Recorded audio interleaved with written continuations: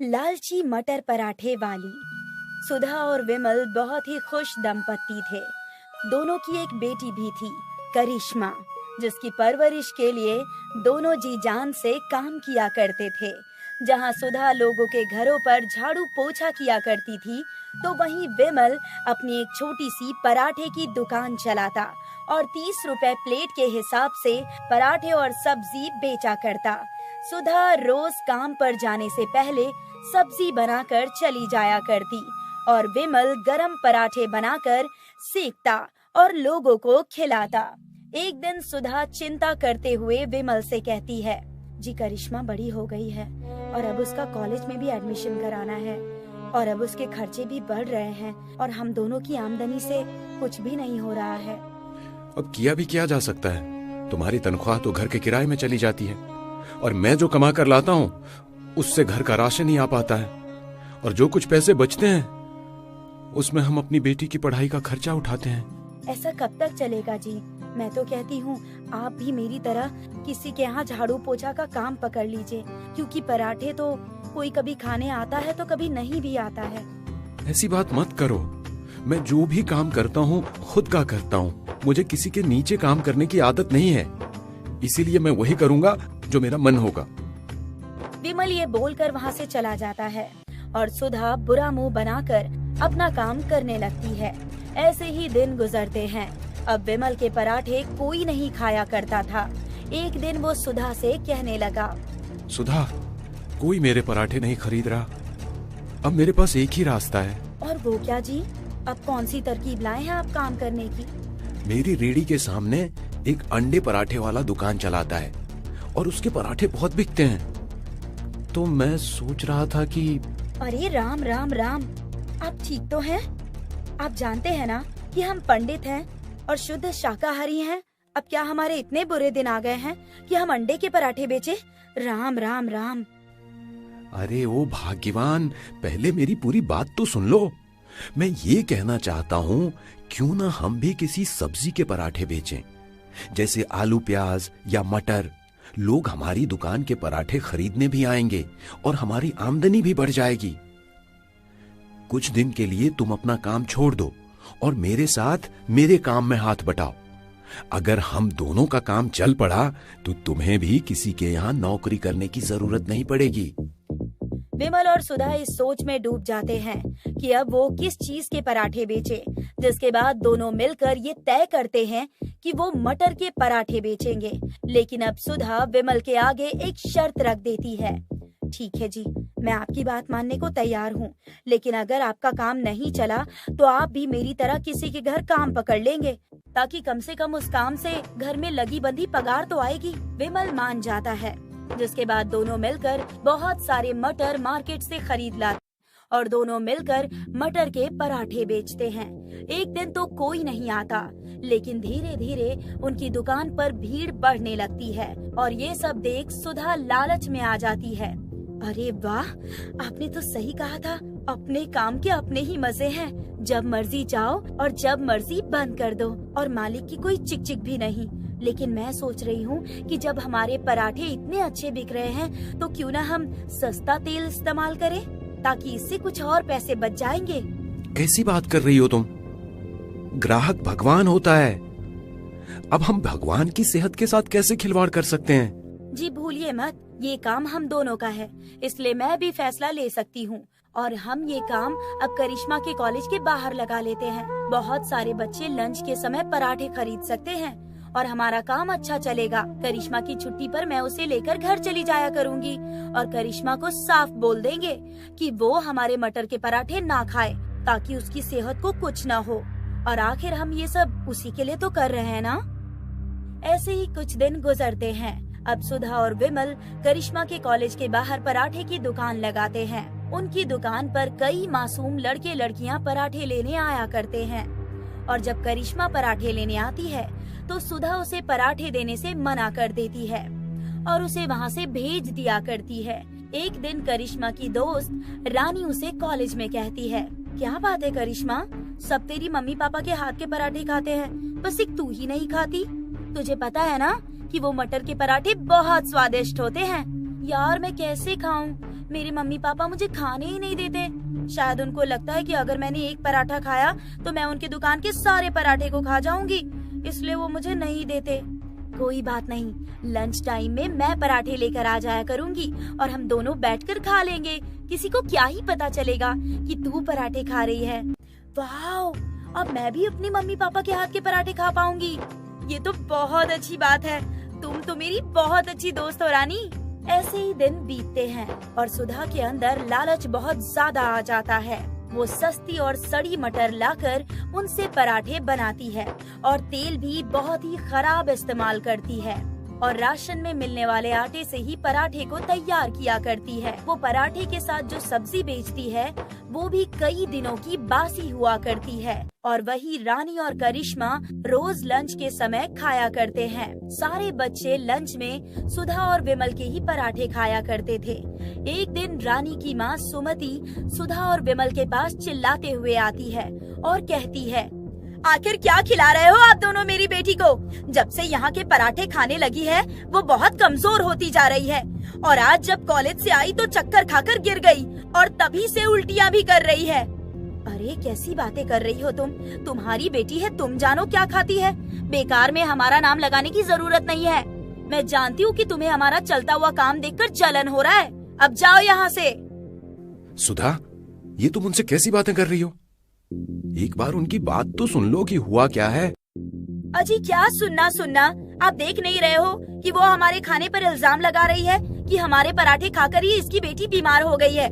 ये जलती है हमसे और कुछ नहीं। आखिर तुम ऐसा कैसे कर सकती हो? क्या तुम एक बच्चे का दर्द नहीं समझ पा रही हो? एक माँ की ममता नहीं देख सकती तुम? भगवान करे जो मेरे बच्चे पर बीत रही है वही तुम्हारे बच्चे के साथ भी हो, तब तुम्हें इस बात का एहसास होगा। हाँ, जाओ, जब होगा ना तो देख लूंगी। आई बड़ी मुझ पर चिल्लाने वाली। सुमति ये बोलकर वहाँ से चली जाती है। उसकी बातें सुनकर कहीं न कहीं सुधा के दिल को ठेस पहुँचती है। आज के दिन वो करिश्मा के साथ छुट्टी में घर नहीं गई थी। घर जाकर वो देखती है तो करिश्मा को भी बहुत उल्टी हो रही थी और वो बेहोश पड़ी थी। करिश्मा पहले से बहुत ज्यादा कमजोर लग रही थी, लेकिन शायद दोनों पति पत्नी काम में इतने मशरूफ थे कि उसके चलते उन्होंने कभी करिश्मा पर ध्यान ही नहीं दिया। जिस बेटी के लिए उन्होंने इतना सब कुछ किया, उसको बीमार देखकर सुधा फूट फूट कर रोने लगी और फिर कहती है, अजी देखिए ना क्या हो गया है हमारी करिश्मा को, ये उठ क्यों नहीं रही है?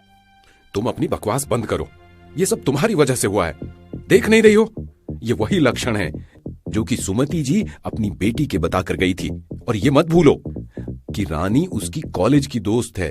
जरूर दोनों साथ में पराठे खाते होंगे और इसका ये हाल तुम्हारी वजह से हुआ है। ये सब तुम्हारी गलती है, बस तुम्हारी।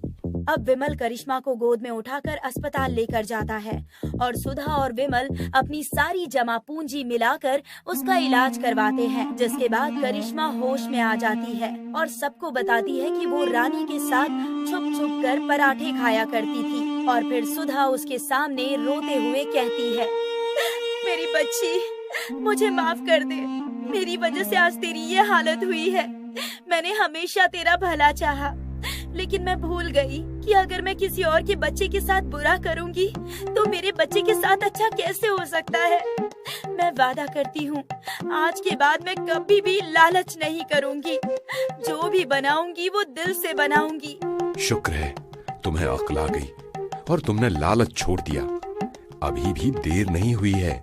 हमने जो भी पैसे कमाए हैं करिश्मा के इलाज के लिए हम फिर से कमा सकते हैं और इस बार हम पूरी मेहनत से काम करेंगे। सुधा को अपनी गलती का एहसास हो जाता है और अब वो लालच करना छोड़ देती है। जिसके बाद वो बहुत अच्छे मटर का इस्तेमाल करती है और अच्छा तेल भी लाती है और शाम को जो भी खाना बचता है उसके खराब होने से पहले ही उसे गरीबों में बांट दिया करती है। इस तरह से वो अपने लालच को पूरी तरह से मिटा देती है। गर्भवती बहू का रक्षा बंधन। एक गांव में कोमल अपने भाई विनीत के साथ रहती थी। उन लोगों के माता पिता बचपन में ही गुजर गए थे। इसके बाद विनीत ने ही अपनी बहन की परवरिश की और वो चाहता था कि अब उसकी बहन की शादी अच्छे घर में हो जाए। एक दिन की बात है, कोमल नदी से पानी भरकर घर आ रही थी। तभी अचानक उसे कुछ लड़के मिल जाते हैं और वो उसके साथ छेड़छाड़ करने लगते हैं। तभी वहाँ विनीत आ गया और उसने उन लड़कों से कहा, तुम्हारी हिम्मत कैसे हुई मेरी बहन को छेड़ने की? रुको, अभी मैं तुम्हें बताता हूँ। और ये कहकर वो उनकी खूब पिटाई करता है। इसके बाद वो लोग घर पर आ जाते हैं। घर पर आने के बाद कोमल ने अपने भाई से कहा, भाई, आपने उन लोगों को क्यों मारा? क्योंकि वो तेरे साथ छेड़छाड़ कर रहे थे। आप कितने अच्छे हैं, आप मेरा कितना ध्यान रखते हैं। अरे आखिर तू मेरे जिगर का टुकड़ा है तो ध्यान क्यों नहीं रखूंगा। अब बस तेरी शादी अच्छे घर में हो जाए तो मेरी सारी चिंता ही दूर हो जाएगी। और ये कहकर विनीत वहाँ से चला गया। एक दिन की बात है, कोमल के लिए एक अच्छा रिश्ता आता है। वो लोग शहर से थे। विनीत अपनी बहन की शादी उन लोगों के लड़के के साथ कर देता है। विदाई के समय कोमल बहुत ज्यादा रोती है, पर विनीत ने उसे आश्वासन दिया कि वो उससे मिलने ससुराल आता रहेगा। वहीं ससुराल में आने के बाद कोमल बहुत खुश थी कि यहाँ उसे माता पिता का प्यार मिलेगा, जो उसे बचपन में नहीं मिल पाया। पहले दिन तो कोमल का ससुराल में बहुत अच्छा जाता है। दूसरे दिन कोमल रसोई में खाना बना रही होती है। तभी वहाँ पर उसकी सास सुरेखा आ जाती है और वो कोमल से कहती है, अरे बहू, क्या बना रही है खाने में? माँ जी, आप लोग बता दीजिए, वही बना दूंगी। अभी तो मैंने खीर बना दी है। अरे इतनी देर से बस तूने खीर ही बनाई है? मैंने तो सोचा था खाना बन गया होगा। पर मुझे पता नहीं था ना कि क्या बनेगा। आप बता दीजिए, मैं जल्दी से बना दूंगी। ठीक है, जल्दी से कटहल, दाल, चावल और रोटी बना दे। 1 घंटे में बन जाना चाहिए। ये सुनकर कोमल हाँ में जवाब देती है और काम करने लगती है। काम करते करते वो कई बार जल जाती है, क्योंकि वो सब कुछ जल्दी जल्दी कर रही थी। खाना बन जाने के बाद उसने अपनी सास से कहा, खाना बन गया है, आप खा लीजिए आकर। हाँ हाँ, खा लेंगे। अच्छा ये तो बता, तेरे भाई के पास कितने पैसे हैं? मेरे भाई के पास ज्यादा पैसे नहीं हैं, और जितने पैसे थे उन्होंने मेरी शादी में लगा दिए। पर आप ये क्यों पूछ रही हैं? अरे बस ऐसे ही। इसके बाद सभी लोग खाना खाते हैं। खाना खाते समय सभी ने कोमल के खाने की बड़ी तारीफ। अरे वाह भाभी, खाना तो बहुत अच्छा बना है। हाँ हाँ, तुम एकदम ठीक कह रही हो, खाना तो बहुत अच्छा बना है। धीरे धीरे समय गुजर रहा था। ससुराल में सब कुछ अच्छा चल रहा था, पर कोमल को पता नहीं था कि आगे उसके साथ क्या होने वाला है। वो तो आराम से अपना जीवन गुजार रही थी, और एक दिन की बात है, कोमल प्रेग्नेंट हो जाती है, जिस वजह से ससुराल वाले काफी खुश होते हैं। वहीं उसकी खूब धूमधाम से गोद भराई की जाती है, जिसमें उसका भाई विनीत भी आता है। अपने भाई को देखकर कोमल बहुत खुश हो जाती है। भैया, आप आ गए। मैंने सोचा आप आएंगे ही नहीं, इतने दिनों से नहीं आए ना। अरे बहन, क्या बताऊं, मेरी तबीयत बहुत ज्यादा खराब है, इसी वजह से नहीं आ पाया। क्या हो गया आपकी तबीयत को? आपने बताया क्यों नहीं? मैं ही आ जाती। अरे नहीं नहीं, मैं नहीं चाहता हूँ कि मेरी वजह से तेरे ससुराल में कोई भी अनबन हो। आप कैसी बात कर रहे हैं?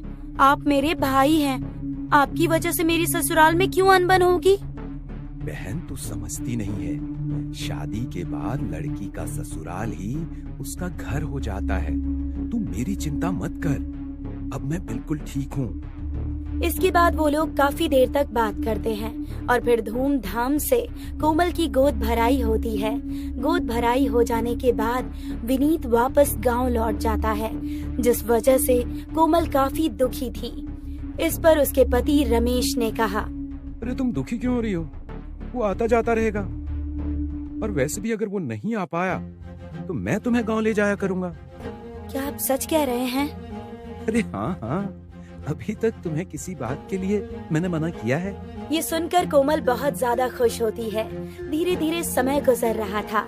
एक दिन की बात है, कोमल काम कर रही होती है, तभी अचानक उसका पैर फिसल जाता है और वो गिर जाती है, जिसके बाद उसे अस्पताल में ले जाया जाता है, जहाँ पर डॉक्टर ने उसके घर वालों से कहा, मैंने इन्हें कुछ दवाइयाँ दे दी हैं, जिससे माँ और बच्चा दोनों सुरक्षित हैं।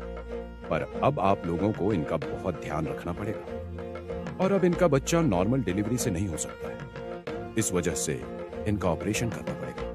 ये सुनकर कोमल की सास बहुत ज्यादा गुस्सा होती है। मैंने कितनी बार कहा है आराम से काम किया कर, पर मानती ही नहीं है। अब ऑपरेशन के लिए कहाँ से आएंगे पैसे? आप ऐसा क्यों कह रही हैं माँ? मैं कुछ न कुछ इंतजाम कर ही दूंगा। आखिर वो मेरी पत्नी है। हाँ हाँ, मुझे पता है तू कितने पैसे वाला है। इसके बाद वो लोग घर लौट आते हैं। घर आने पर कोमल को आराम करने के लिए कहा जाता है, और अब कोमल की नंद रीमा घर का सारा काम किया करती थी। एक दिन की बात है, कोमल अपने कमरे में थी, तभी वहाँ पर उसकी सास आई और उसने कहा, सुन बहू, अब तेरी नॉर्मल डिलीवरी नहीं हो सकती, इसलिए अपने भाई से कहना कि कुछ पैसे भिजवा दे, जिससे तेरा ऑपरेशन आसानी से हो जाए। पर माँ जी, मेरे भाई के पास इतने पैसे नहीं हैं, मैंने आपको बताया तो था। मुझे कुछ नहीं पता। अगर उसने पैसे नहीं भेजे तो इस बार रक्षाबंधन पर घर नहीं जा पाएगी। ये आप क्या कह रही हैं? ये मेरा पहला रक्षाबंधन है, मैं घर जाना चाहती हूँ। मुझे कुछ नहीं पता। यदि तेरा भाई पैसे नहीं भेजेगा तो मैं तुझे घर भेजने वाली नहीं हूँ, तू यही रहेगी। ये सुनकर कोमल बहुत ज्यादा दुखी हो जाती है। वही समय गुजरने के साथ रक्षाबंधन वाला दिन भी आ जाता है। रीमा ने अपने भाई रमेश को राखी बांधी। ये देखकर कोमल बहुत ज्यादा दुखी हुई। उसे भी अपने भाई विनीत की याद आ रही थी, पर वो क्या करती। तभी उसके पति रमेश ने उससे कहा, अरे कोमल, तुम अपने घर नहीं जा रही हो क्या? तुम अपने भाई को राखी नहीं बांधोगी? ये सुनकर कोमल बहुत ज्यादा दुखी होती है। तभी उसकी सास ने कहा, क्या करेगी घर जाकर? अगर घर जाएगी तो कोई और नई मुसीबत लाएगी। वैसे भी डॉक्टर ने इसे आराम करने के लिए कहा है। पर माँ, आज रक्षाबंधन है, सभी बहनें अपने भाई को राखी बांधती है। अगर ये चली जाएगी तो कौन सा पहाड़ टूट जाएगा? तू तो मुंह बंद ही रख। तेरी वजह से ही इतनी चढ़ी हुई है ना ये। ना ही किसी की बात मानती है और ना ही कुछ। मैंने इससे कहा था कि अपने भाई से पैसे मांग ले, पर इसने मना कर दिया। ये आप क्या कह रही हैं? भला विनीत कहाँ से पैसे देगा? आपको उसकी आर्थिक स्थिति पता नहीं है क्या? हाँ हाँ, मुझे सब पता है। अब तू भी अपनी पत्नी के ही गुणगान कर। और ये कहकर सुरेखा वहाँ से चली जाती है और कोमल भी वहाँ से अंदर चली जाती है। पूरा दिन इसी तरह गुजर जाता है। कोमल बहुत ज्यादा दुखी थी। उसने सोचा था कि वो अपने भाई को राखी बांधने मायके जाएगी, पर उसकी सास ने उसे जाने नहीं दिया।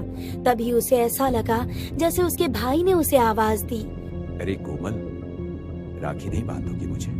आवाज सुनकर वो जैसे ही पीछे देखती है, वहाँ पर उसका भाई खड़ा हुआ था। अपने भाई विनीत को देखकर वो बहुत ज्यादा खुश होती है और उसके गले लगकर रोने लगती है और उससे कहती है, अरे भाई, आप यहाँ पर कैसे?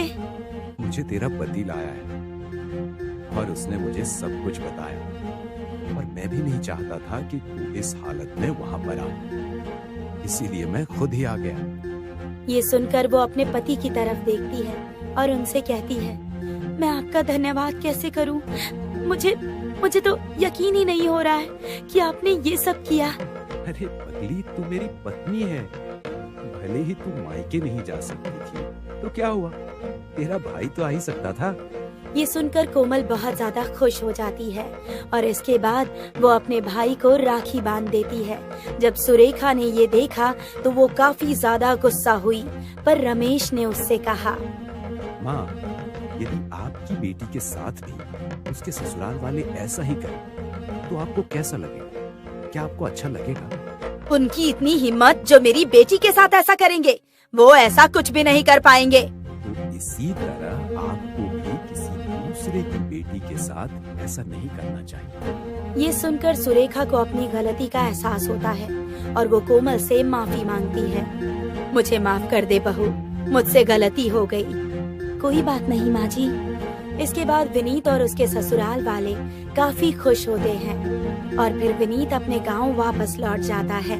वहीं अब कोमल भी बहुत ज्यादा खुश थी कि उसने अपने भाई को राखी बांधी और कुछ ही दिनों बाद वो एक सुंदर से लड़के को जन्म देती है, जिससे उसका सारा परिवार बहुत खुश होता है।